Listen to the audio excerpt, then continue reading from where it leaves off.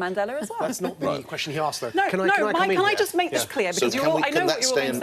I am saying we should be debating the way we look at history. I'm not saying only white men. I'm saying history in general. But it just so happens that a lot of white men did a lot of bad things we never talk about. I've been waiting patiently. We only talk about. Well, I'm really curious because let's take Churchill. I mean, you know, obviously, a lot of the controversy around Churchill's historical record applies to what he did in South Asia with the Bengali famine and so on and so forth. And I don't think it's anyone here is suggesting that we remove references to that in history. I think the question is, when looking at historical figures, what we're celebrating about them, for example, if they happen to have saved our very civilization, then there may be something worth celebrating for. What I'm really confused at, having you know, coming from the heritage that should be offended at Churchill's record in South Asia, I can recognise he saved our country.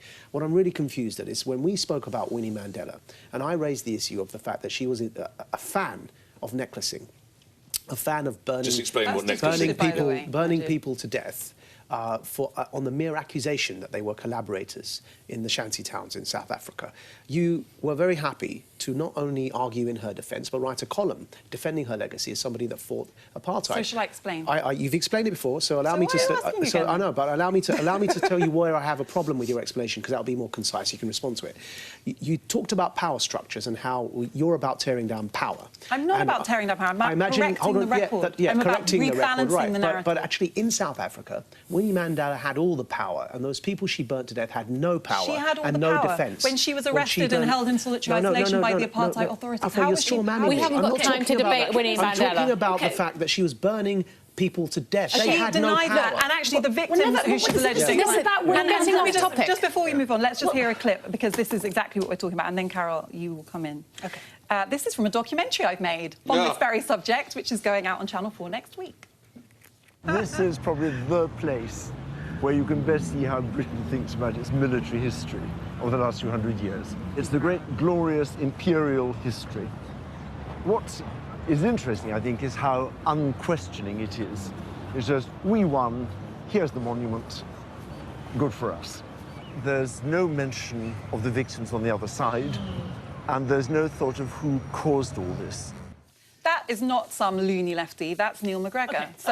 And historians agree that we have erased a huge part of the can we remind us? Historians don't agree on anything. Statues can be a reminder of our past, good and bad. Let's talk, briefly about, and statues they're not always built to comfort or console or to honour. They can be a salutary warning. Now, there's nothing about the Confederacy that was noble. Its raison d'etre was slavery. But there is something very noble and necessary about free people preserving its history and knowing who they are, where they come from, and how they should be living now. And I think that's really important. Statues don't always glorify people. However, in the case of Churchill and the case of Nelson, I think they absolutely should. And I think, as Nick says, 80–90% of people in this country would.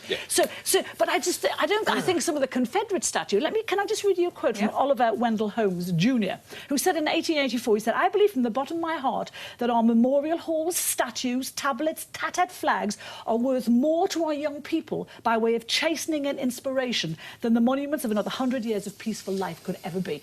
I think that's absolutely true. A statue doesn't have to be pulled down. It can be there as a chastener. The key to what I'm saying, before you say this, Rach, just because I feel like you both have said something and I haven't had a chance to correct it. What I'm talking about is correcting the record, right? So imagine you said... You don't have to. No, people know their history. Majid mentioned the Bengal famine. Our history, how many British people do you think know about the Bengal famine? No. Yes, come in, Rachel. You cannot correct and change the past. It's not changing the past. It's changing what we say about it. We don't know about the past in Britain.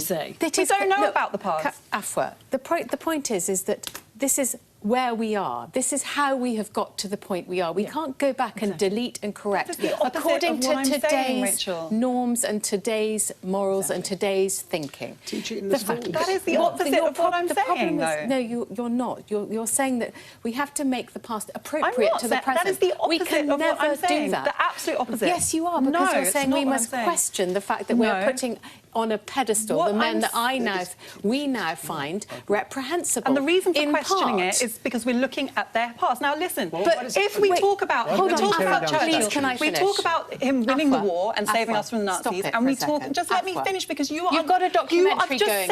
I can just say one thing. You just said the opposite of what my argument is, Rachel. Just finish her point. Rachel's point is a misunderstanding. I find it deeply. I am as liberal as the next man. I find this deeply upsetting and also almost insulting. That's because you misunderstand what I'm saying. I'm not, and I fear that you're taking this country down the path of when ISIS goes into Palmyra and knocks down temples, goes through rampages through museums in Mosul. Or like what Britain did in the Empire, destroying people's statues and histories and palaces. You cannot decide just because a culture has some unwelcome baggage that you dump the baggage because it's no longer useful on your journey. We have the baggage. Can I speak now? I want to say something. Right. First of all, I'm not saying, and I said clearly in my intro, we should necessarily take them down. This is what I want, a debate. And the reason I want that is because we don't have it, Rachel. And the reason this is not I am the opposite of trying to erase our history. I want us to know our history. So when we look at Churchill, I would like people to know about using aerial policing in Mesopotamia and not distinguishing between civilians. And I would like people to know about 3 to 4 million people dying. What about the things he's really famous as well as winning like the war. Defeating Hitler, exactly. like saving the country, like saving Western democracy, like saving more Jews from being exterminated. When we talk about Nelson, I want us to remember the Napoleonic Wars. I want to remember the existential victory against the French. And if he wasn't on that pedestal, Napoleon. I also want us to remember the same show. We only know one side. This is about bringing the full fact. There seems to be a reasonable... We don't learn history. Guys, please, there seems to be a reasonable way forward here. If what I'm hearing you say now is about education, let's talk about the curriculum and what's being taught in schools and a multi-dimensional approach to history, which is fantastic. Let's not talk about tearing statues down. And also, actually, in terms of statues, what they did in Oxford with Rhodes, there's another way forward as an alternative here as well. We can leave the original statues up, and there's plenty of space in this country. The statute of limitations has run out on the statues debate.